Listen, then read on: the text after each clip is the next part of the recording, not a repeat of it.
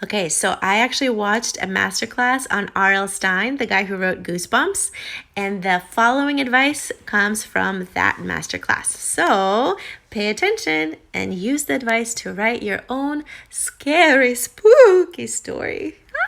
3 ways to get ideas: experience, memory, and imagination. Experience in your own world. What do you notice? Pay attention. What's creepy? How about memory? When was a time you felt scared in the past? Take me to that moment. Use sensory details. And imagination. Can you create a monster? Okay. Use your experience, memory, and imagination to write your story. Plan out your draft. What happened first, next, later, then, finally. Also, plan some surprises in there, some plot twists. Get the reader guessing. And use sensory details. Good luck! Now that you have your idea, plan out your story. What's going to happen first, next, later, then, finally. Write out the main events, the plot of your story. Or you can do it on storyboardthat.com. Make a comic strip of your story. Or draw it out. Plan out your story. Part of the fun of scary stories is surprises. Can you put in some surprises in your story? Maybe you can think of different endings, surprise endings. Maybe you can think of a plot twist in the middle of a story. Something that catches the reader off guard. Maybe you can make them think somebody did it, but actually it's somebody else. I would also suggest drawing out your monster. And anything can be a monster. In R.L. Stine's work, a sponge became a monster. Slime can become a monster. A car can come to life. A doll can come to life. Anything, you can do it. Also use dialogue. Get them to talk to each other.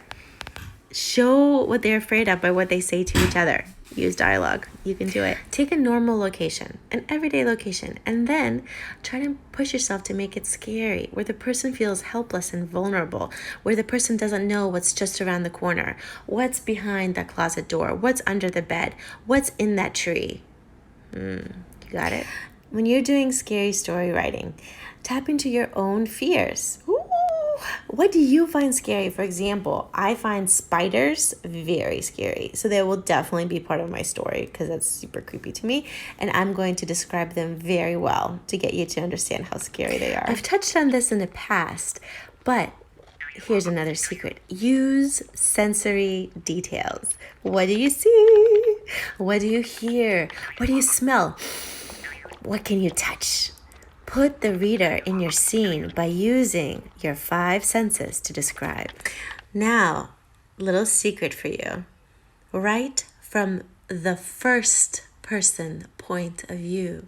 Use words like I, my, our.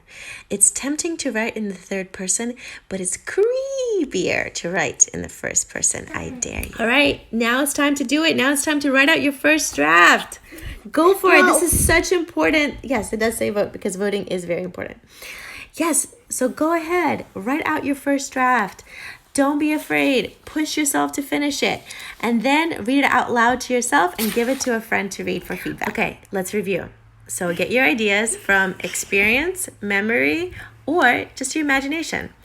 Then write out your story, plan it out. What happened first, next, later, then, finally.